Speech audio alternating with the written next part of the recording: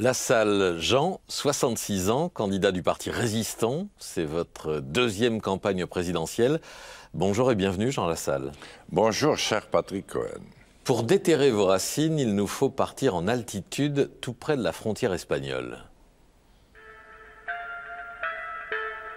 Avant d'être un homme politique, vous êtes d'abord un paysage, celui de votre vallée.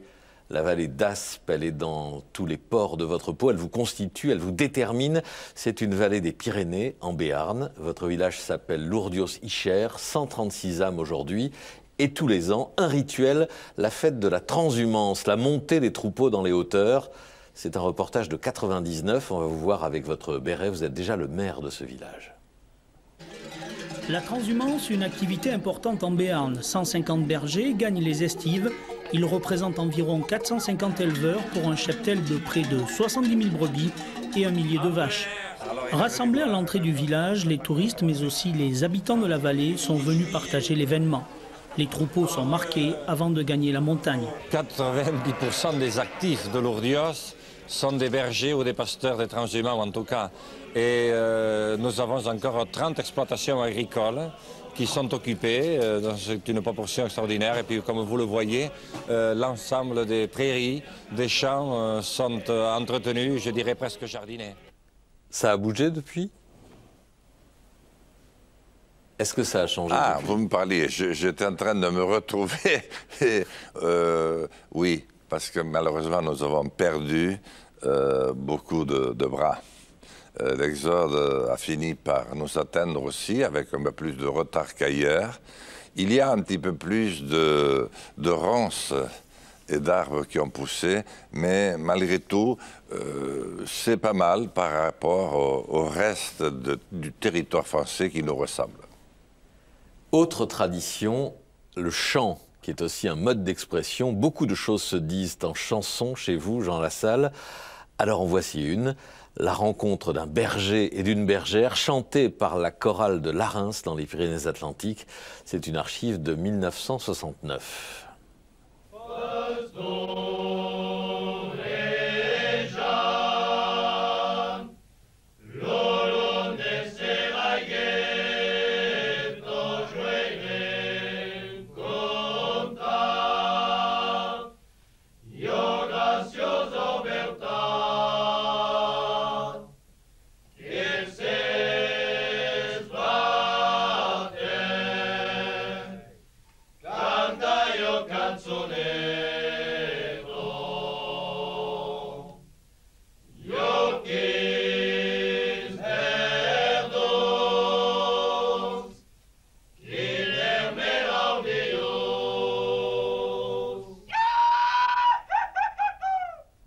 Votre langue maternelle est le béarnais. Petit, vous apprenez ensuite l'espagnol et enfin le français. Il paraît qu'à votre entrée à l'école, votre première institutrice ne vous comprend pas ? Oui, c'est vrai. Et elle allait souvent consulter la voisine, Marguerite, pour essayer de décrypter mes onomatopées. Et d'ailleurs, le premier jour, elle m'a appelé auprès d'elle au bureau et elle m'a dit « va t'asseoir ». Et ce soir, j'avais entendu parler, je me suis dit « attention à ce soir » et j'ai passé la journée mort de peur alors que je ne craignais rien. Le français est donc votre troisième langue. Est-ce que vous vous sentez pleinement français ? Ah oui, mais ça, je l'ai ressenti, je peux dire pratiquement dès mes premières sensations de vie en ce bas monde. Il faut dire que papa était profondément républicain, profondément gaulliste. Mes oncles et mes tantes des deux côtés, parce que du côté de papa, tout le monde était gaulliste. Du côté de maman, il n'y avait que des filles, dont l'une par bonheur avait épousé papa, les autres avaient épousé des réfugiés espagnols.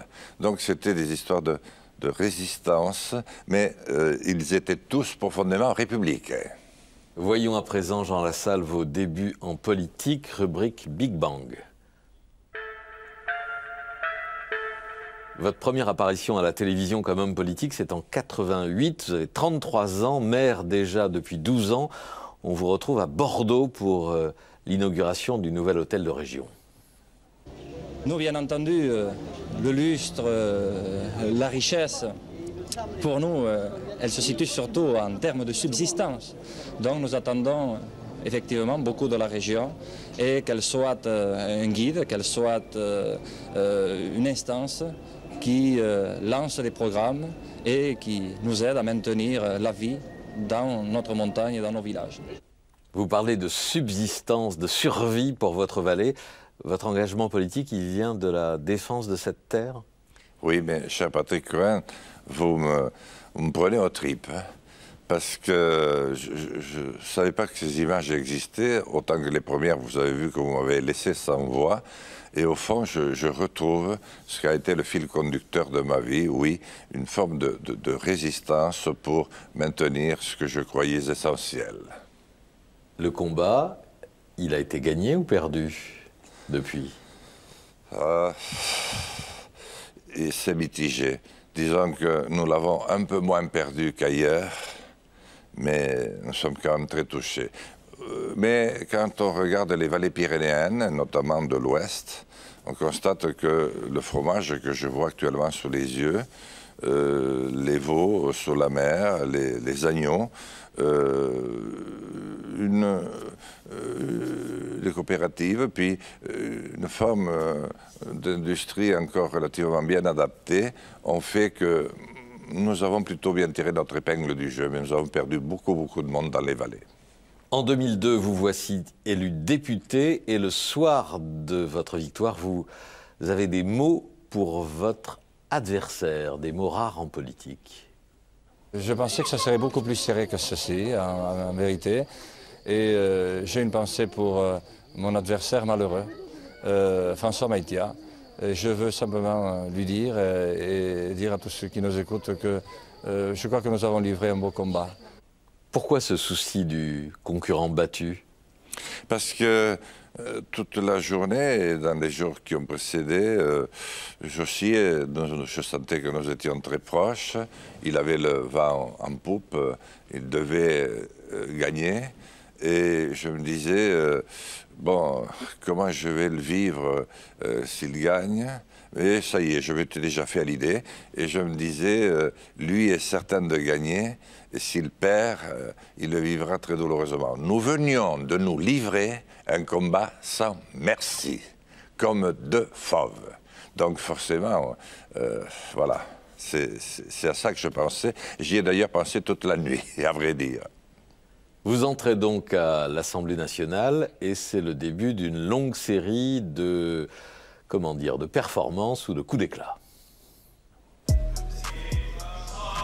Monsieur, s'il vous plaît, vous pouvez vous asseoir et ne pas chanter dans cet hémicycle. Asseyez-vous, asseyez-vous, asseyez-vous. Monsieur, comment il s'appelle lui? Quoi? Comment il s'appelle? La salle, asseyez-vous. Ce qui est honteux, c'est ce que vous êtes en train de faire, monsieur Lassalle. Vous n'avez pas à vous lever et à hurler dans l'Assemblée. Le Béarnais privé de micro s'est mis en colère pour faire entendre son avis. Il y a ici 50 députés qui ne servent à rien. C'est honteux, vous poussez un vieux à vous tenir tête. S'il vous plaît, calmez-vous. Monsieur Lassalle, veuillez immédiatement retirer ce gilet. Parfait, monsieur Lassalle. Ce rappel au règlement sera évidemment inscrit au procès-verbal et vous en subirez les conséquences. Retirez, s'il vous plaît, ce gilet. Monsieur Lassalle.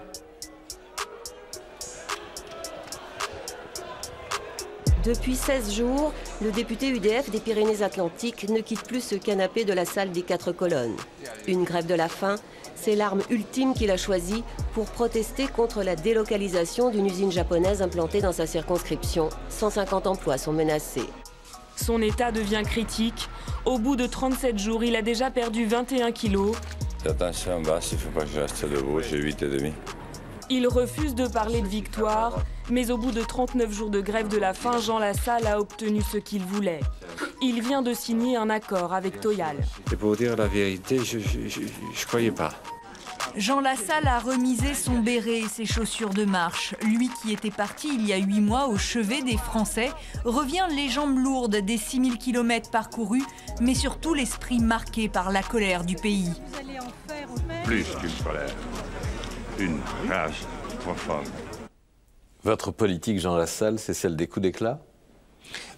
Non, je n'aimais pas ça, mais des circonstances ont voulu que je n'ai jamais pu m'exprimer normalement. Bon, c'est un peu de ma faute. J'ai suivi très longtemps François Bayrou, dont j'ai beaucoup appris, qui a peut-être un peu appris de moi, mais il était premier de cordée. Ce n'est que lorsque j'ai compris que nous disions la même chose, mais nous ne faisions absolument plus du tout la même chose, qu'il n'avait pas compris que nous étions en train de perdre une nouvelle bataille décisive, celle que gagnait la financiarisation croisée à outrance dans le monde entier, que je l'ai quitté. Et c'est peut-être ça qui a fait que j'étais un peu en décalage. Sinon, je n'ai pas pu supporter un certain nombre de décisions très symboliques de ces 20 dernières années. Et chaque fois, je me suis levé. Je me suis levé lorsque on m'empêchait de maintenir une gendarmerie et d'ouvrir un centre de secours, alors que je venais de finir le tunnel le plus long d'Europe au Somport, 8 km 600, les 2 tunnels des Alpes avaient brûlé l'année auparavant, le Mont Cenis et le Mont Blanc, 400 morts. Je ne voulais pas la honte sur le front de mes fils. J'ai fait la grève de la faim au moment où Total, qui n'avait rien fait dans notre département, m'arrachait une usine que j'avais été chercher au Japon. Et nous en perdions 400 000 en France à la même époque. Je l'avais dit à Jacques Chirac à plusieurs reprises. Je lui ai dit, on ne se relèvera pas. J'ai marché quand j'ai compris que nous étions en train de nous d'éclater. Ce vieux peuple souverain, qui s'était déclaré souverain, était en train de devenir un amas d'hommes et de femmes courant dans tous les sens, comme après le passage d'un tsunami, et j'ai mis ce gilet jaune lorsque j'ai compris que tous les députés devraient être sur les ronds-points, parce que ce vieux peuple avait trouvé le moyen de dire plus en 6 mois sur nos conditions de vie que nous ne l'avions fait durant 30 ans. Ce sont donc les circonstances qui vous ont conduit à ces coups d'éclat. La rubrique suivante va nous ramener à un homme que vous venez de citer. Vous dites souvent que vous n'admirez que votre père, mais vous avez eu un mentor en politique, un Béarnais comme vous, François Bayrou. Vous adhérez à l'UDF avec lui, vous êtes sur sa liste aux européennes en 99 et par la suite vous le suivez dans l'aventure du Modem. Un compagnon de route, un ami avec qui vous festoyez et vous chantez jusqu'à ce que la politique vous sépare. Tard dans la nuit, dans un petit village au sommet des Pyrénées, François Bayrou est allé fêter la victoire avec son ami de toujours, Jean Lassalle, également élu dans la 4e circonscription. Qu'en pense votre ami de 40 ans, François Bayrou, de cette candidature? Je pense qu'il n'est pas très content, mais c'est mon tour. C'est une période un peu difficile entre vous? Il y a une incompréhension? Non, je ne dirais pas ça. Il y a, disons, en ce qui me concerne, une émancipation. Et aujourd'hui, toujours brouillé? Oui, humainement, nous avons été capables de vivre un enterrement, l'enterrement de l'ancien président de la Fédération française de rugby, M. Camus, en l'église de Saint-Jean-Pied-de-Port, 2 heures assis côte à côte, sans échanger un mot. Au moment de la communion, vous savez, chez nous, c'est quand même un moment important. Normalement, lorsque 2 frères communient, il faut qu'ils se parlent au moins. Et en passant devant le préfet, j'ai dit assez haut, et ça m'a étonné parce que le point, je ne sais pas comment ils l'ont su, ont repris cette phrase, « Pardonne-nous nos offenses comme nous pardonnons aussi à ceux qui nous ont offensés ». Ça a fait sourire un peu le préfet et nous en sommes là, voyez-vous, c'est-à-dire pas très loin. Nous allons à présent vous confronter à un grand homme et même un peu plus grand que vous par la taille. Le général de Gaulle, souvent invoqué dans cette campagne. Nous avons choisi pour vous un extrait d'une émission de 65 où de Gaulle parle d'agriculture et d'industrialisation de la France. Au point de vue national, à cause de l'industrialisation, problème immense, puisqu'il s'agit d'un transfert colossal de population de notre agriculture à notre industrie. Ce transfert, naturellement, on peut le trouver regrettable. On peut en avoir du chagrin. Vous pensez bien qu'un homme de mon âge, qui très longtemps dans sa vie a été un soldat, c'est-à-dire quelqu'un qui savait et qui sait ce que la France a tiré depuis toujours, et en particulier pour sa défense de ses paysans, il est certain qu'il y a là une transformation, une évolution qui est, à beaucoup d'égards, attristante. Mais c'est comme ça. Il avait raison. Oui, je n'avais pas vu ces images, cher Patrick. Encore une fois, il est d'une grande lucidité. Peut-être le regret que j'ai si longtemps après, l'écoutant avec autant de lucidité, c'est qu'il n'ait pas essayé. Je pensais qu'il avait essayé d'inverser un peu le cours de l'histoire. Disons qu'il me déçoit à peine un petit peu sur ce magnifique passage de l'explication de l'histoire du XXe siècle en France. Voici à présent la rubrique des changements ou des métamorphoses. 180 degrés parce qu'il n'est pas facile de situer vos positions. Vous étiez au centre droit avec François Bayrou et puis votre position sur l'Europe est devenue moins claire. Vous avez voté contre le mariage pour tous, contre la PMA. Vous avez revêtu un gilet jaune, on l'a vu. Et vous êtes allé aussi soutenir le mouvement d'extrême gauche Nuit debout. Plus qu'un mouvement, c'est un petit village de la contestation, avec son concert forcément gratuit. Et sa cantine à prix libre. Les gens donnent ce qu'ils veulent, ça fait partie aussi d'une certaine conception des choses, d'une certaine philosophie. Les gens ne sont pas forcément non plus obligés de donner, c'est mieux, mais voilà, c'est ça, on n'attribue pas aux choses, un prix aux choses. Ils ont voulu inscrire l'état d'urgence dans la Constitution, c'est-à-dire qu'ils sont en train de mettre en place tous les outils du fascisme, je dirais. Beaucoup de rage, mais aussi une bonne dose d'utopie. Avec le mauvais temps, le rassemblement fait un peu réunion de famille d'extrême gauche. Et c'est tout le problème. Qu'est-ce que j'ai fait quand je suis rentré chez moi? J'ai demandé à mes potes militants de venir. Erreur! Je devrais demander à mes voisins non militants de venir. Je devrais demander à mes amis de la famille qui peut-être ils votent pas comme moi, mais je m'en fous. On a du mal à vous suivre, Jean Lassalle. Centre, droite, gauche, où êtes-vous? Y a-t-il un lassalisme? Oui, excusez-moi, je me suis suffisamment musclé les chevilles pour pouvoir vous répondre. Mais revenons à l'exemple précédent, le général de Gaulle.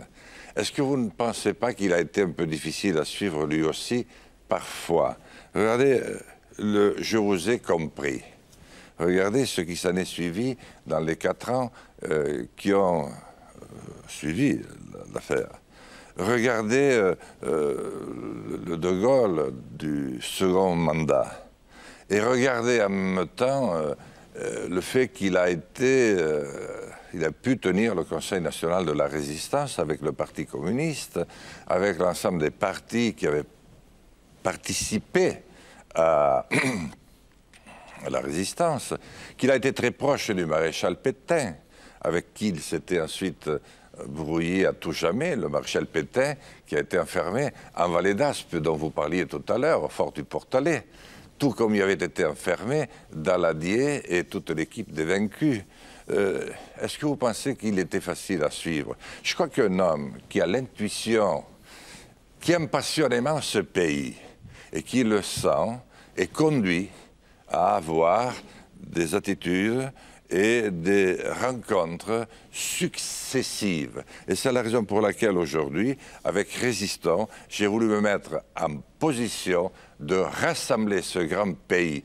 Ça ne durera pas longtemps, mais nous avons besoin de le faire car vous voyez le monde tragique dans lequel nous vivons. Je le décris depuis 30 ans. Depuis 30 ans, on se moque de moi, comme on s'est moqué de lui. Peut-être que maintenant, on acceptera pour mes dernières sorties de bien vouloir lire un peu ce que j'écrivais il y a déjà 30 ans et qui n'est pas tellement différent de ce qui se passe. Et Résistons, c'est un vrai parti avec des locaux, des militants, des lassalistes? Oui, et je dirais beaucoup d'abstentionnistes. Voyez-vous, c'est-à-dire des hommes et des femmes qui ont voté passionnément pour les plus anciens. Il y a beaucoup d'hommes et de femmes de gauche qui ont été résolument socialistes, mais plutôt à gauche, vous voyez. Il y a quelques chevènementistes, il y a des communistes, il y a des gaullistes. C'est incontestable, mais enfin c'est quand même petit. Hein. Vous savez, 20 000 sympathisants et 10 000 adhérents. En 4 ans, ce n'est pas non plus le Pérou. Mais oui, il y a quelque chose de ça. Rubrique suivante.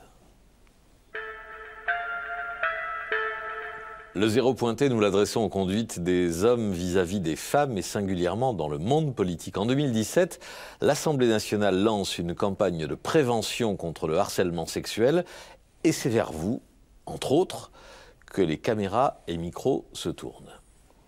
Nul n'est censé ignorer la loi et surtout pas les députés. Pourtant, aujourd'hui, placardées dans les ascenseurs de l'Assemblée, ces affichettes reproduisant 2 articles du Code pénal sur le harcèlement sexuel et moral. Un rappel qui intervient alors que plusieurs signalements sont en cours à l'Assemblée. Depuis plusieurs semaines, les témoignages d'assistantes parlementaires affluent. L'un de ces députés incriminés juge malgré tout cette campagne d'affichage assez inutile. Le combat qui a été engagé par les femmes, j'ai eu l'occasion de le dire, je ne pensais pas dans cette attitude, mais est naturel et légitime. Ce n'est pas la peine maintenant, du jour au lendemain, de nous en mettre partout et de placarder partout.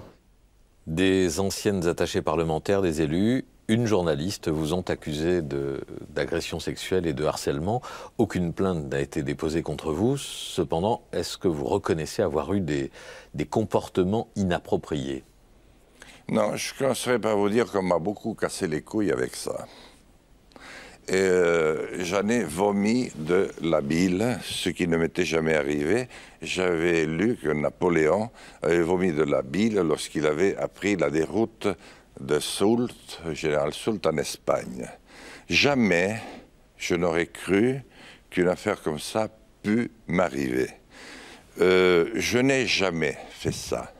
J'ai beaucoup aimé les femmes lorsque je suis sorti de ma timidité, mais je tiens quand même à rappeler que j'avais une légitime parisienne, 11 générations de Parisiens suivants, qui m'a fait 4 beaux enfants à l'ordieuse chère, que j'aime passionnément. Ensuite, il n'y a que 2 sexes, fort heureusement, comme je l'avais dit une fois. Je n'avais jamais compris, mon père ne m'avait jamais appris, que l'égard pour une femme, lui tenir la porte, lui faire un compliment, était quelque chose de répréhensible. Je l'ai appris après coup. Il n'y a pas beaucoup d'hommes qui aient réagi lorsque des femmes étaient maltraitées. Moi, je l'ai fait par 2 fois. Une fois, lorsque j'ai pris en autostop une femme qui venait d'être violée, alors que 150 voitures étaient passées devant moi, et elle ralentissait et accélérait quand elle voyait sa robe blanche maculée de sang.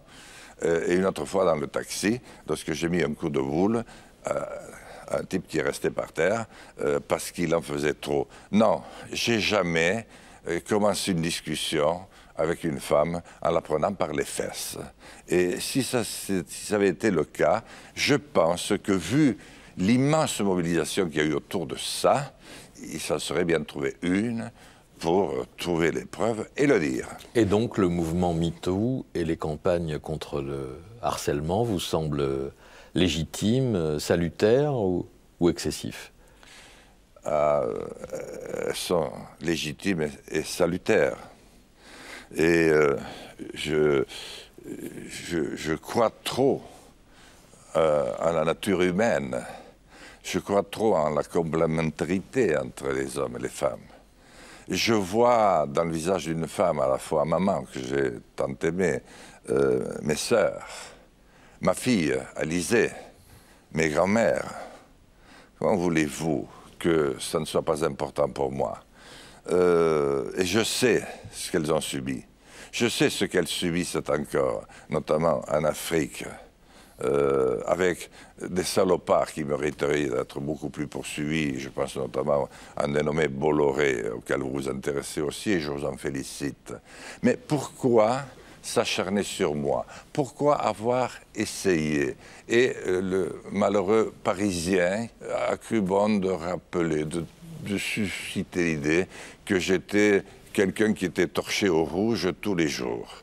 Ou alors, comme l'avait fait assez sympathiquement quelques-uns de mes copains du Modem, lorsque je m'en suis allé, que j'étais un psychopathe, très intelligent mais très dangereux, capable de viol ou de meurtre en série, que pendant 33 ans, ils avaient réussi à me contrôler, et de là, à partir de là, ils ne garantissaient plus rien. Non, j'ai trop de respect pour la condition humaine, pour les femmes, pour me permettre de tels agissements, ce qui ne m'empêche pas d'avoir pour elles une certaine fascination, parce que j'aime ce qui est beau, quels que soient les âges, j'aime la vie, j'ai toujours aimé la vie, et je suis du pays de Villion, je suis du pays de Desproges, je suis du pays de Coluche, je suis de ce pays où, ma foi, on a toujours eu un certain art de vivre, sans faire du mal,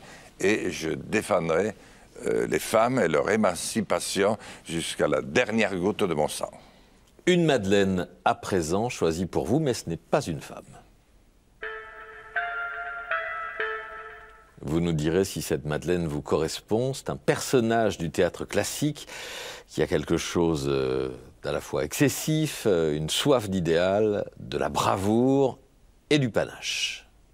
Vous avez un nez... un nez très grand. Très. C'est tout? Mais... Oh non. C'est un peu court, jeune homme. On pouvait dire... Oh Dieu, bien des choses en somme. En variant le ton. Par exemple, tenez. Agressif. Moi, monsieur, si j'avais un tel nez, il faudrait sur le champ que je me l'amputasse. Amical. Mais il doit tremper dans votre tasse. Pour boire, faites-vous fabriquer un nappe. Descriptif. C'est un roc, c'est un pic, c'est un cap. Que dis-je? C'est un cap. C'est une péninsule. La fameuse tirade du nez de Cyrano, incarné ici par Jean Piat. Quelque chose en commun avec ce personnage, Jean Lassalle? Écoutez, oui, et je l'ai toujours pensé. Lorsque j'ai vu Depardieu, qui l'a bien interprété aussi, d'abord j'aimais déjà beaucoup Depardieu. Vous voyez, il y a bien des questions à se poser sur lui aussi. Mais enfin, personne ne remettra en cause son immense talent. Et la politique, c'est aussi du talent. Malheureusement, il n'y en a plus du tout. Il n'y a que des afficheurs de chiffres qui ne sont jamais les mêmes. Oui, j'ai pensé à Cyrano de Bergerac, mais ça, je n'y suis pour rien. Et il paraît que le nez traduit est une photographie de l'ensemble du corps. Une archive que nous montrons à tous les candidats, celle de l'alerte verte. Archive de la campagne présidentielle de 1974, vous avez alors 18 ans quand un candidat iconoclaste, lui aussi, sonne l'alarme. Et vous savez ce qui va se passer? Eh bien, nous allons bientôt manquer de l'eau. Et c'est pourquoi je bois devant vous un verre d'eau précieuse, puisque avant la fin du siècle, si nous continuons un tel débordement, elle manquera. À lundi, je vous dis au revoir et j'espère vous revoir pour vous expliquer notre projet global d'avenir. Merci, mes amis.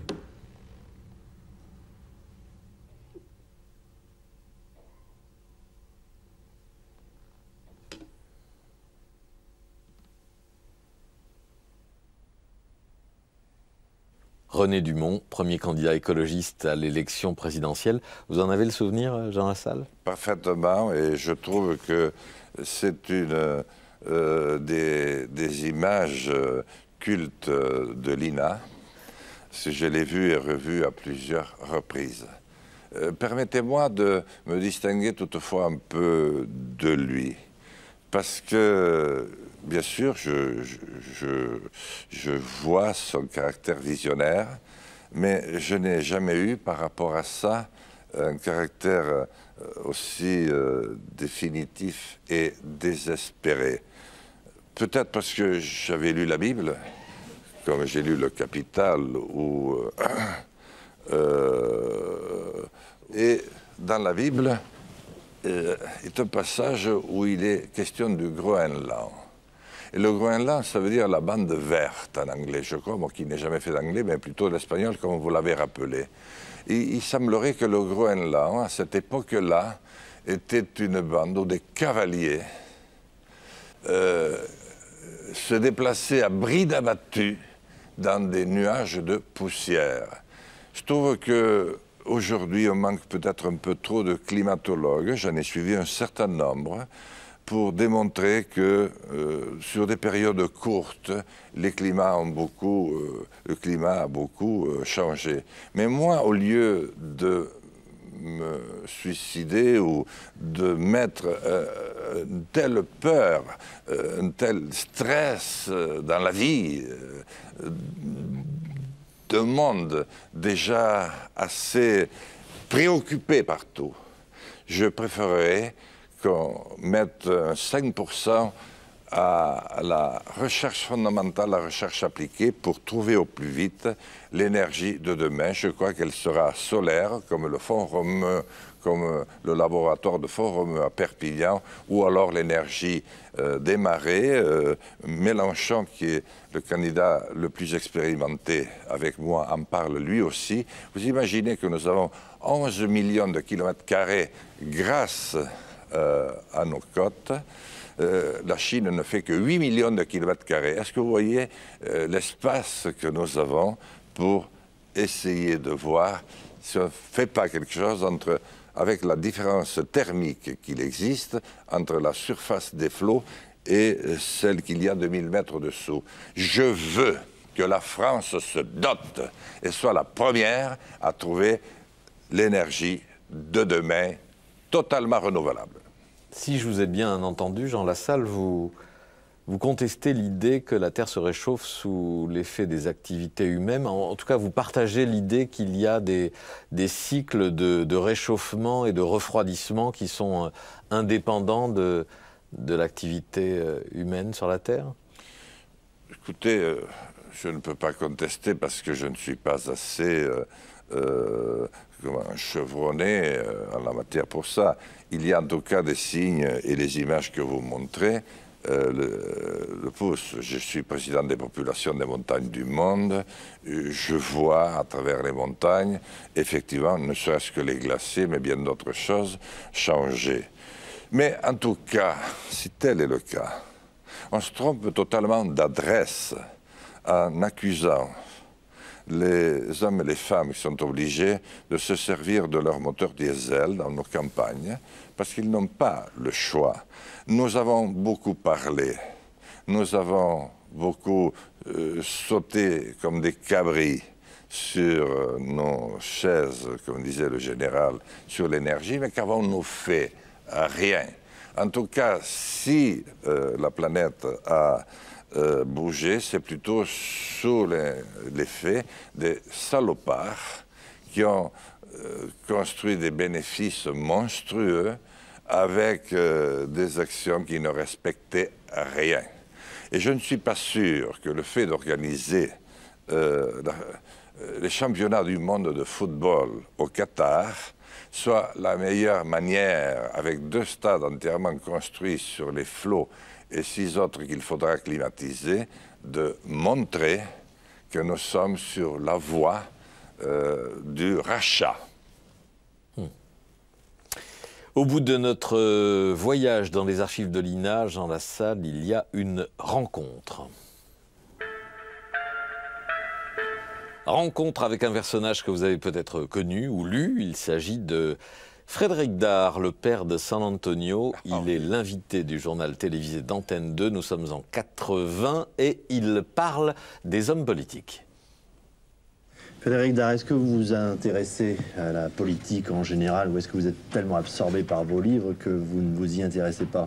Ah non, d'abord je considère qu'à notre époque il n'est pas possible de se désintéresser de la politique. Mais ce que je trouve regrettable, c'est que la politique se soit transformée, justement par l'intérêt qu'elle provoque, en une espèce de spectacle. Je trouve que la plupart des hommes politiques se conduisent comme des espèces de saltimbanques. la politique spectacle dénoncée par Frédéric Dard et ces personnages saltimbanques. Vous partagez, Jean Lassalle? Patrick Cohen, après avoir reconnu vous être livré à des facéties, à des performances ou des coups d'éclat? Cher Patrick Cohen, d'abord, c'est émouvant parce que j'ai vu Frédéric Dard ce jour-là. Je m'en souviens comme si j'y étais. Je m'en souviens. Je ne me suis pas livré à des facéties. J'ai posé des actes qui étaient des actes graves, parfois douloureux. Mais je considère qu'on n'est pas obligé de le faire en pleurant, ni en se lamentant soi-même. Je n'ai pas vu Gandhi pleurer lorsqu'il amenait son peuple au bord de la mer pour le sel. Je n'ai pas vu pleurer Nelson Mandela, qui sont des hommes pour qui j'ai éprouvé un certain intérêt. Socrate aurait dit 400 ans avant Platon, c'est-à-dire avant Athènes, qui ne durera pas longtemps. Celui qui est capable de faire rire peut aussi faire pleurer. Aujourd'hui, j'en trouve beaucoup plus, et il avait ajouté, la réciproque est rarement vraie. Écoutez, aujourd'hui, j'en trouve beaucoup plus qui me feraient pleurer, j'en ai très peu qui me font rire. Et c'est dommage, parce que, au fond, l'humour fait aussi partie de l'arsenal dont devrait disposer un homme politique qui devrait, je le répète, une fois de plus, être un artiste. Au terme de cet ADN Jean Lassalle, y a-t-il un morceau essentiel de votre ADN que nous avons manqué? Oh, il n'y en a vraiment pas beaucoup et je dois dire, pourtant je ne le dis pas facilement, vous savez, Patrick Cohen, vraiment j'étais bouleversé par quelques images et j'ignorais que vous aviez notamment les premières. Mais vous savez, quand on est jeune et qu'on rêve, qu'on voit la télé, elle n'était pas encore à la maison, et qu'il y a des événements planétaires. Je me souviens d'une Coupe du Monde de football qui ne devait pas avoir lieu là, mais qui finalement a eu lieu au Mexique, qui fut remportée par la plus grande équipe de football, je crois, de tous les temps, l'équipe du Brésil. Vous voyez ça, je ne pensais pas que vous l'aviez.